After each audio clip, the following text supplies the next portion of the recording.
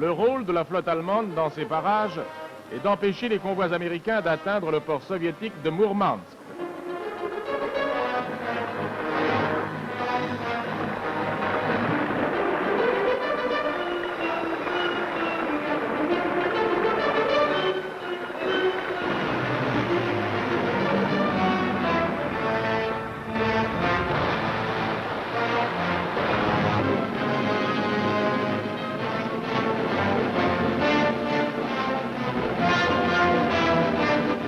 Du cap de Bonne-Espérance à l'océan glacial arctique, la lutte se poursuit.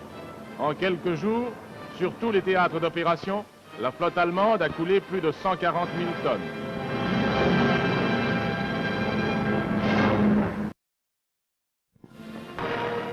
L'aviation de reconnaissance allemande a décelé au large des côtes de l'Afrique du Nord le plus grand convoi anglo-américain qui ait tenté de traverser la Méditerranée. 21 navires de commerce protégés par une véritable flotte composée de 3 bâtiments de ligne, de 4 porte-avions, de nombreux croiseurs et contre-torpilleurs subissent l'attaque conjuguée des forces aériennes et navales germano-italiennes.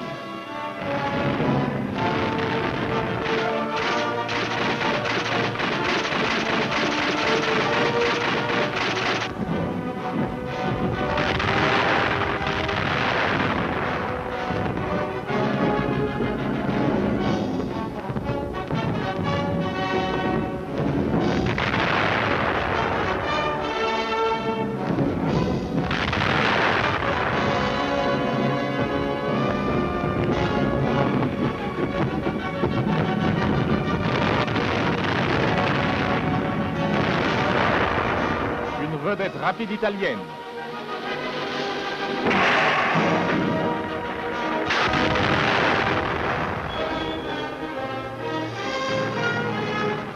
Selon les communiqués officiels, 42 appareils britanniques ont été abattus et un porte-avions, 3 croiseurs, 2 contre-torpilleurs et 11 navires de commerce ont été coulés pendant cette bataille, au cours de laquelle l'aviation italo-allemande a perdu de son côté 19 appareils.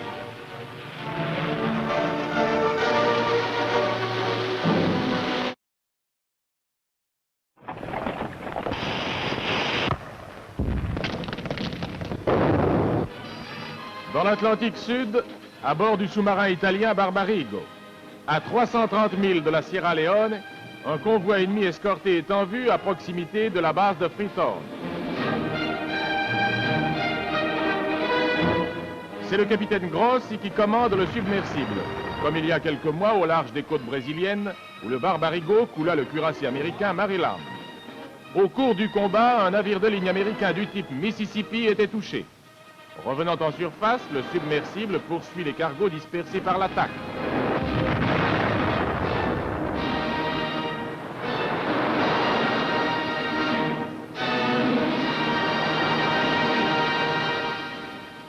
À Stalingrad, l'attaque est déclenchée contre les usines métallurgiques Octobre Rouge, nœud de la résistance soviétique.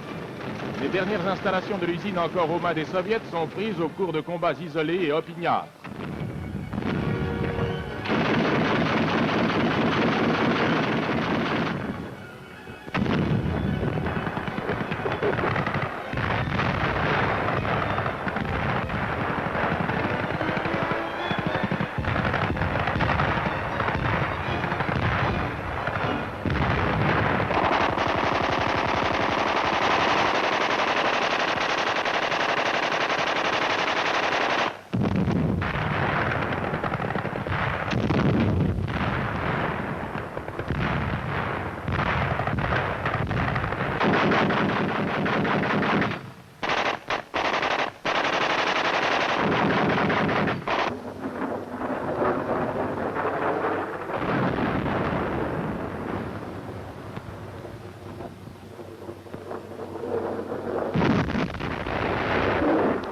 Ça et là, de nouveaux incendies s'allument et la lutte se poursuit dans cette ville où l'on ne se bat plus que pour des décombres au milieu desquels se dressent les hautes cheminées de l'usine Octobre Rouge. Devant Leningrad.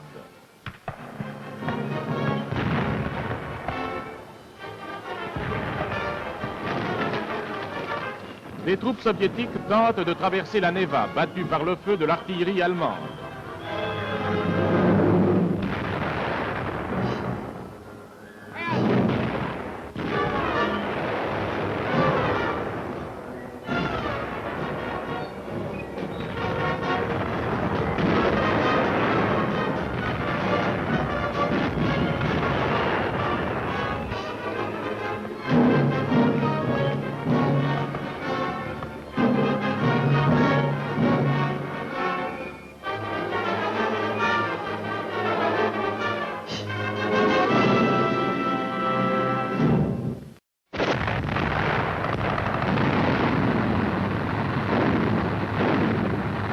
allemandes, roumaines et slovaques traversent le Don sur une largeur de 250 km.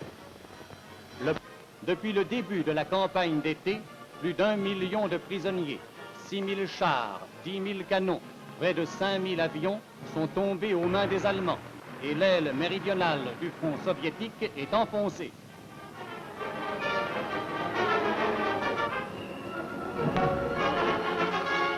La frontière entre l'Europe et l'Asie est atteinte.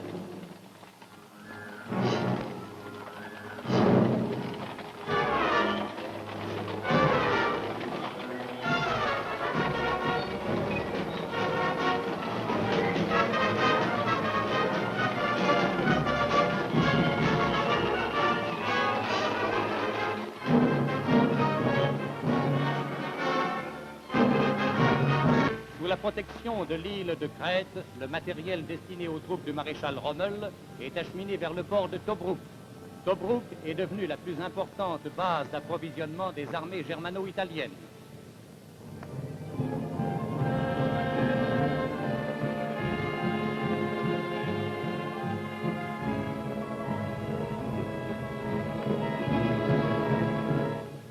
Par la route stratégique longeant la côte, vivres et armements sont dirigés maintenant vers le secteur d'El Alamein, distant de plus de 600 km de Tobrouk.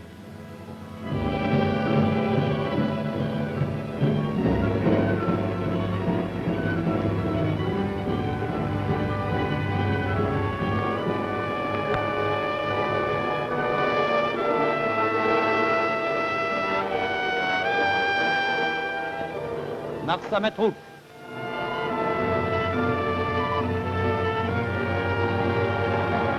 Sidi Barani.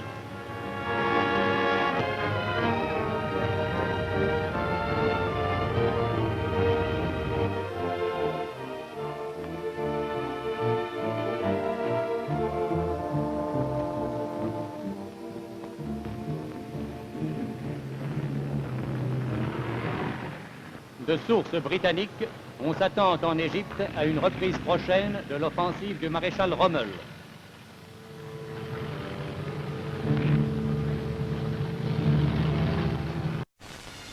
O Führer recebeu no seu quartel-general o príncipe Cirilo da Bulgária e o professor Filo, ambos membros do Conselho da Regência Búlgara.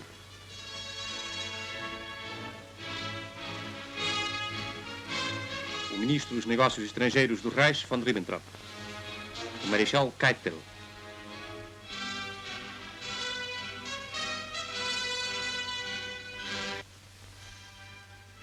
O coronel-general Lindemann entrega em nome do Führer ao chefe da divisão espanhola de voluntários, general Esteban Infantes, a Cruz de Cavaleiro da Cruz de Ferro.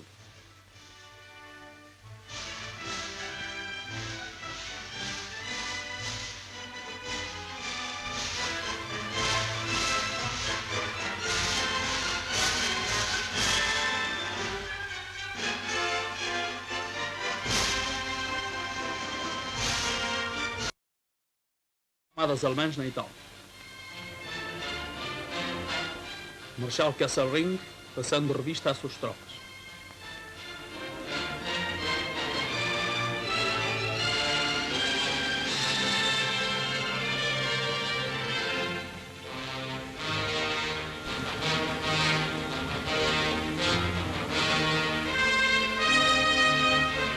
No quartel-general do Doce.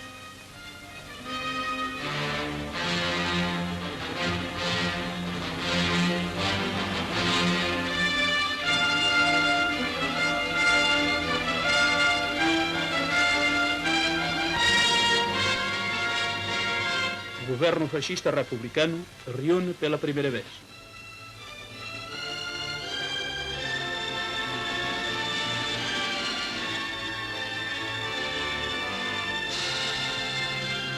O Marshal Graziani, ministro da Guerra italiano.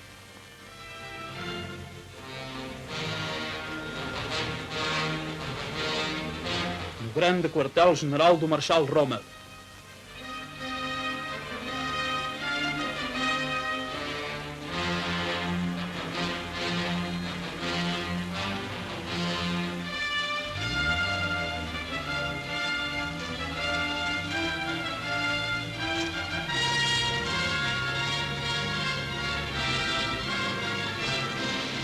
Marechal Rommel inspeciona as fortificações no norte da Itália. Trabalhadores italianos construindo uma barragem antitanque.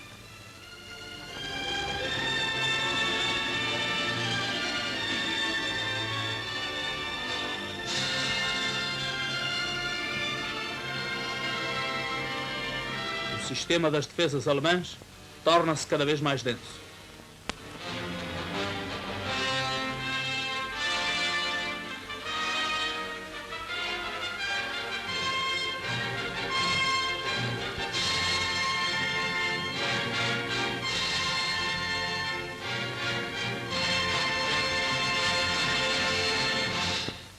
Na Itália do Sul, as tropas anglo-americanas são detidas pelas formações do Reich em novas linhas de resistência.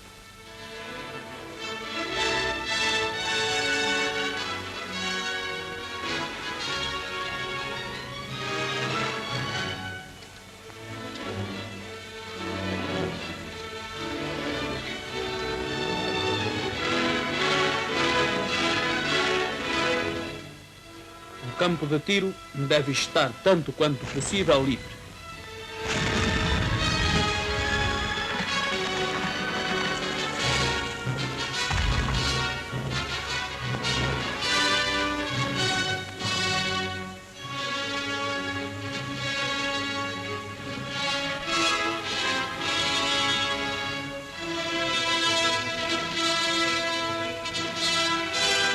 A artilharia alemã dizima o inimigo logo que este aparece.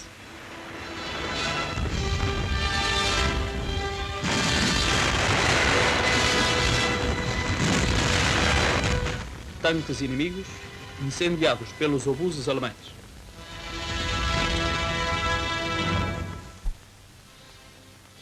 Na região de Gomel, os aviões de combate alemães receberam a ordem para atacar objetivos inimigos na retaguarda bolchevista.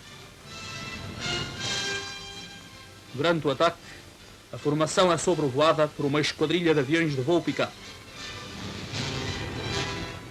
Acabam de ser descobertas tropas soviéticas em preparação para o ataque. A DCA inimiga entra imediatamente em ação.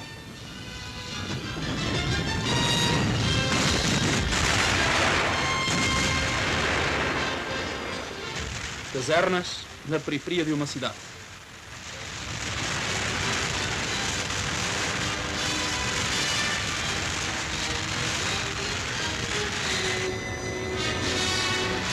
Estações ferroviárias e pontes são o alvo das bombas alemãs.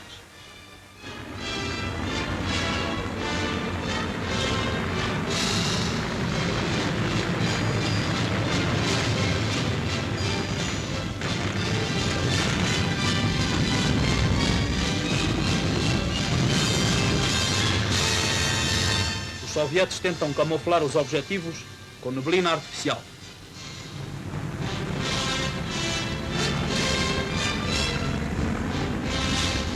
Os alemães atacam uma ponte militar.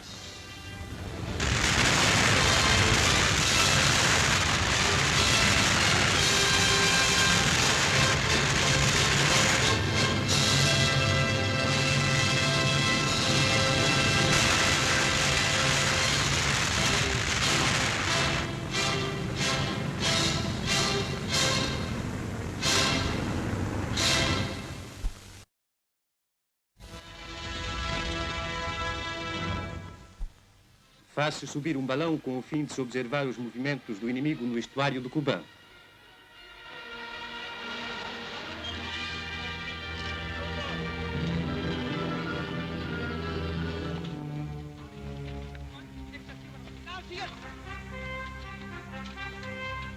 O observador dirige o fogo das baterias alemãs sobre os movimentos do adversário.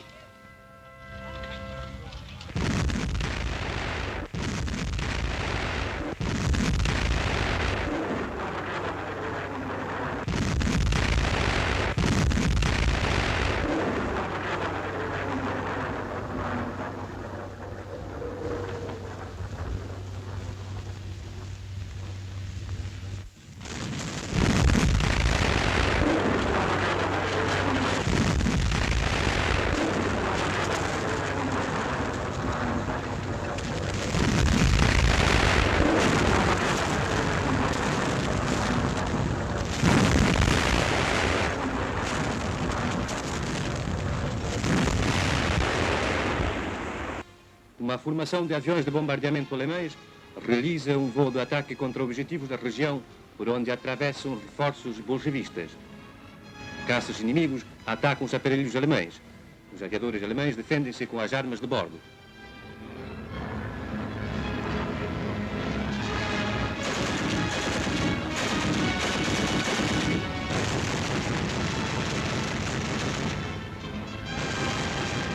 A hélice foi feita em pedaços. Os caças soviéticos foram rechaçados. Os bombardeiros em ação. Aqui as bombas caem sobre tanques soviéticos que se haviam formado numa plantação de árvores frutíferas.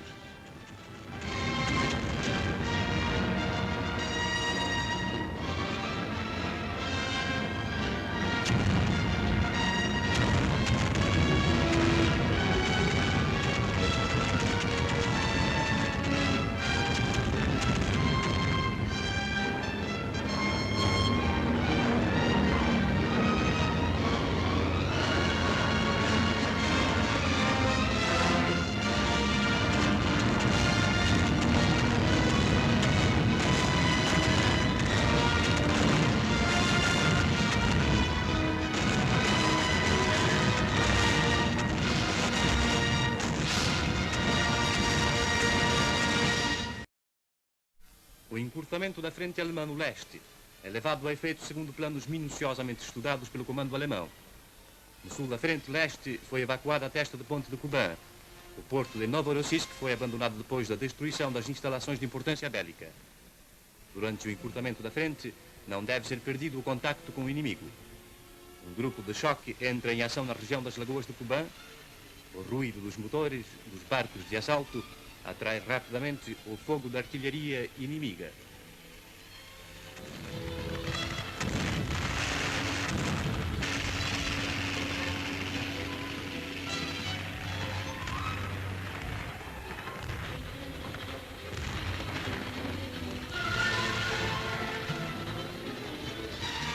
Desembarque-se debaixo de um fogo violento soviético.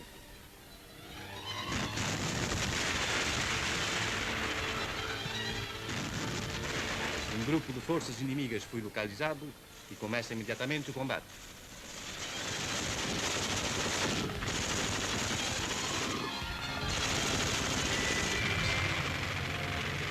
O grupo de choque cumpriu a sua missão. Com a velocidade de um raio, volta-se ao ponto de partida.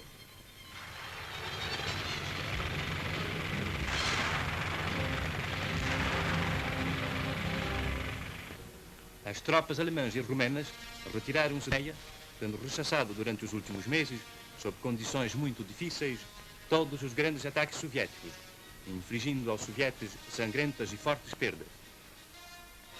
Tomaram-se todas as medidas necessárias para dificultar a marcha dos sovietes. Colocam-se grande número de minas para este fim.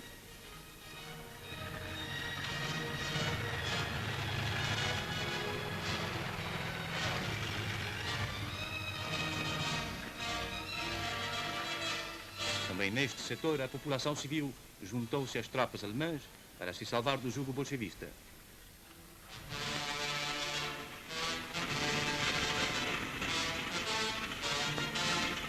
Logo depois da passagem do último comboio, faz-se explodir os trilhos.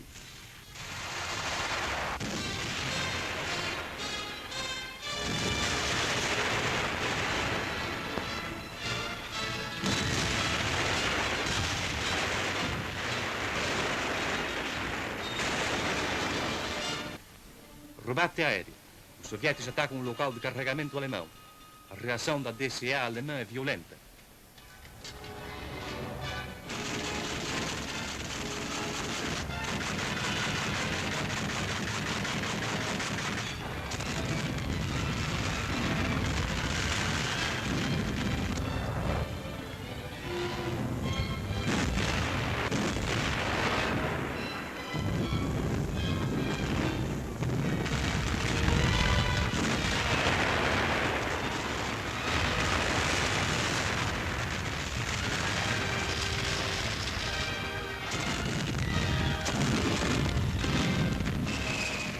Um bombardeiro soviético explode antes de chocar com o solo.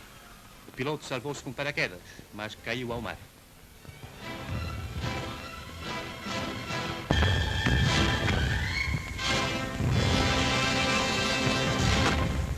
Depois do ataque aéreo, prossegue o trabalho de carregamento.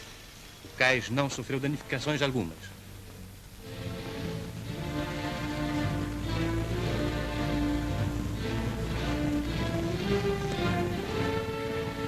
Barcos e mais barcos atravessam o Estreito de Kertch.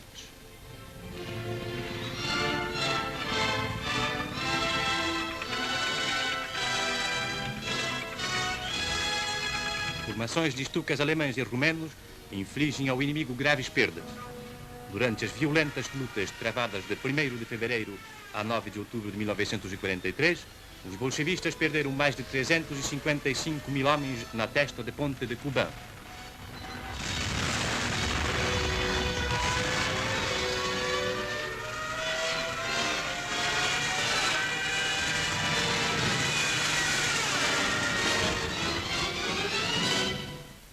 O cruzador auxiliar Thor faz a guerra contra o comércio inimigo em águas distantes.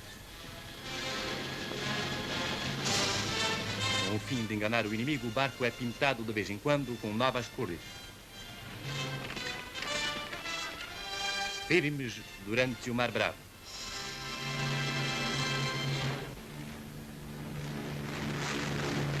Regressa o avião de bordo.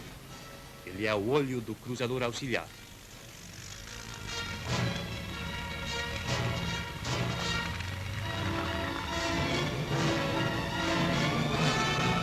O piloto faz o relatório ao comandante.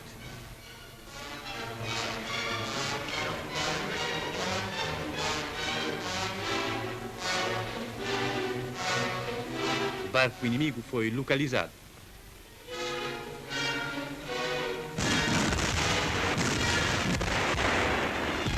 Ele volta-se e lança os botes à água.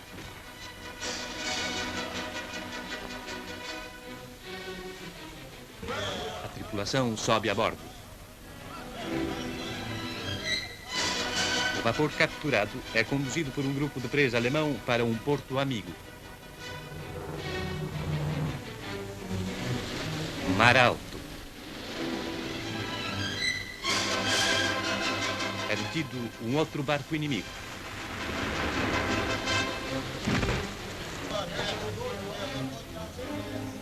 O grupo de presa ocupa os botes.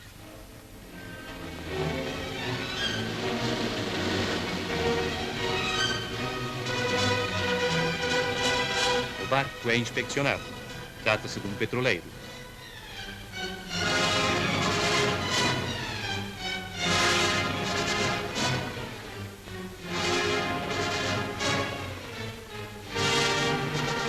Também este barco segue a sua viagem sob a bandeira alemã.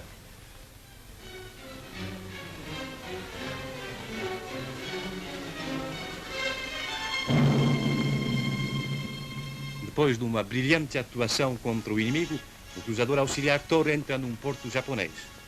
Oficiais da Marinha de Guerra japonesa sobem a bordo. O comandante de mar e guerra, Gunther Gumprich, cumprimenta os visitantes. A primeira visita dos marinheiros alemães é feita ao cemitério dos heróis mortos japoneses.